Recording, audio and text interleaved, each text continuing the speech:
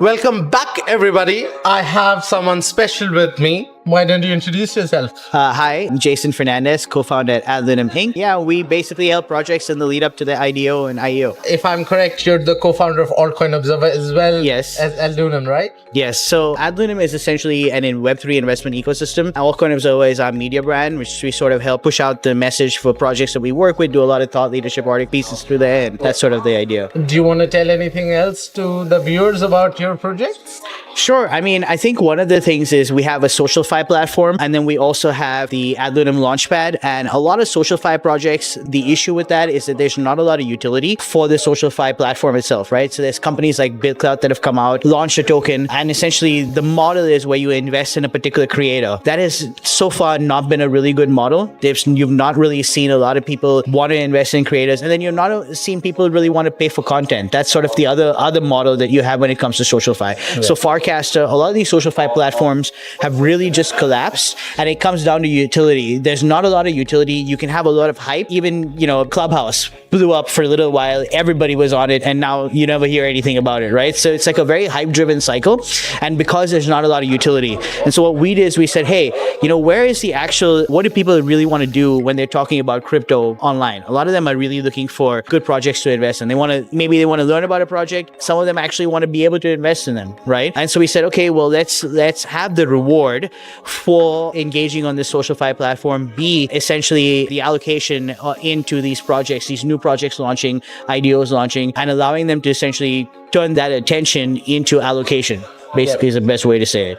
Sure, absolutely. With that being said, I believe you've worked quite a lot with NFTs, right? So why don't you talk a little bit about that? Sure. So, I was at a company called NFT Technologies. We invested in, several projects, mostly Web3, not specifically NFTs. We invested in Metaverse, DeFi, and then eventually when we went public, we had the NFT ticker on the New York Stock Exchange in Canada and then also in Germany. Worked with a lot of projects that were sort of in their lead up to the IDO or IEO, and then oftentimes would either sort of accelerate them there and then invest in them, and then sort of connect them with all the various different pieces, which is basically what we do at AdLunam, connecting the companies with the pieces that they're missing. Sometimes they're missing really good advisors. Sometimes they're missing really good institutional investors. Sometimes they had advisors, they don't have institutional investors. And the thing is, a lot of people don't realize they're looking for investors, and that doesn't come immediately. Essentially, you need to have multiple advisors that are deep in the industry that are essentially endorsing your project before, and then they'll introduce you to their network. If you don't have that, you can't directly go over to an investor and say, hey, I have no advisor, I have nobody that but I want to pitch you.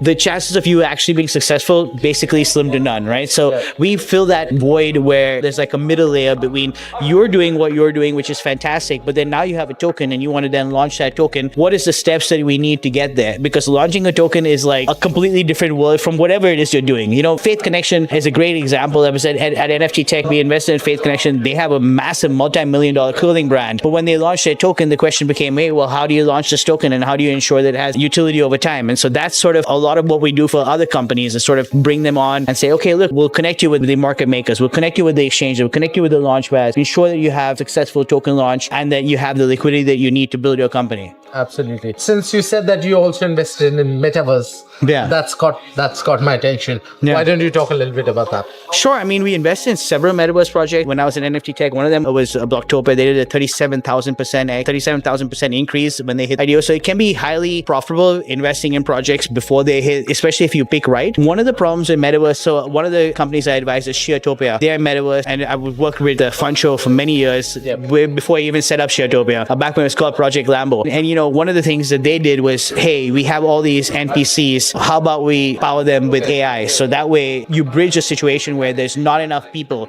Like a lot of times it's a chicken and egg. If you don't have the people over there, then how are you going to get the players because they go in there and interact with other people? Well, if you have NPCs that are pretty much indistinguishable from real players, then you don't know who's a player and who's not. And so maybe you start off an 80-20 percentage where most of these AI-based NPCs, 20% of them are real users. And then eventually that starts flipping. Now you have 80% real users users and only 20% of these bots running around. So I think that is going to be really interesting to see how the metaverse plays out over there. But we've seen a lot of metaverse projects with really, really low actual use case, like very few projects that are launching on, very few metaverse projects that have significant traction from perspective of number of people on there. And I think the reason is that it comes down to the latency between what they want to achieve and the time it takes to achieve it. So you could go to the metaverse, there are exchanges that are on the metaverse where you can actually go and crack into something, the metaverse version of it, and then trade.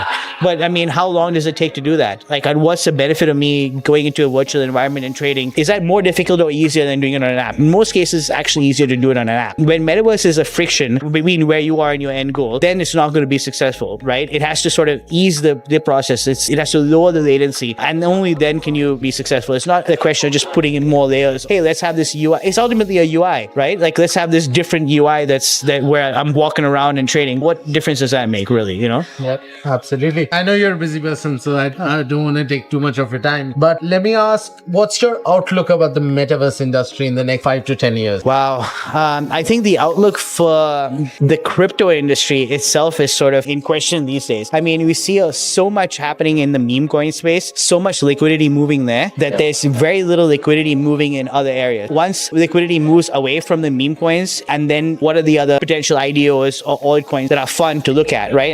Or to invest in rather. And then, if you look at the metaverse, there has to be enough utility for it to happen. And then I think they had their time for a little while where there was just so much hype that you could really like launch anything. And if it had the word metaverse, and Meta, that's why Facebook changed themselves to Meta. And then that sort of died down because people realized that there weren't more than 40, 50 people on Decentraland sometimes on some days. Yeah. So I think what is going to end up needing to happen is maybe things like conferences go online in a metaverse scenario. I think it comes down to like shared experiences. Whenever the metaverse is building a shared experience with multiple people that are maybe in multiple different countries, that's like the use case for it. It's not about like, oh, I can trade on the metaverse. How do we have this social community that is international, but they're somehow tied locally to a particular place, whether it's conceptually, physically. I mean, sometimes it can be just in a metaverse, you're conceptually part of a broader community. The other thing I think is really interesting is there's a lot of communities that are disappearing in the world. So there's like a particular island that's going to be fully under the ocean. I don't know exactly the particular one, but it's going to be fully under the ocean in like 20 years or like 10 years. And so what they're trying to do now really quickly is basically copy the island into the metaverse to where even if the people leave, they can still sort of have a connection to their hometown, right? And I think that's going to be a very compelling argument, particularly with Goa, for example. Goa, obviously in India, Goa has a massive diaspora of people like all over, like there's Dubai Goans, but the character of the place itself is changing, and it's changing really quickly. So what if you wanted to, let's say, go into 1960s Goa, or you wanted to go into 1970s Goa and have that sort of experience? Like,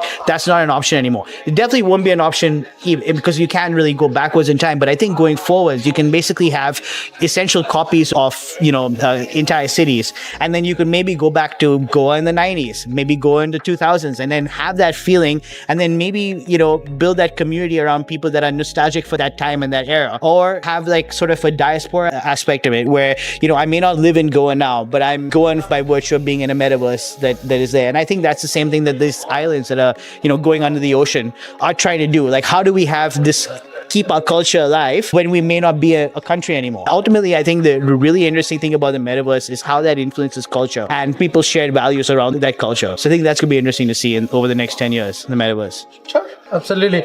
Well, I guess we'll have to wait and see. Sure. Yeah. I mean, thank you so much for your time. It's been fun interviewing with you. It's been a pleasure having you. Appreciate it. Before we end this interview, I'll just leave you guys with the final thought that I always say. You be the arbiter of truth, the viewers of the Metaverse Street Journal. Thank you for watching this interview. Thank you, Jason. Thank you. Appreciate it. Thank you very much.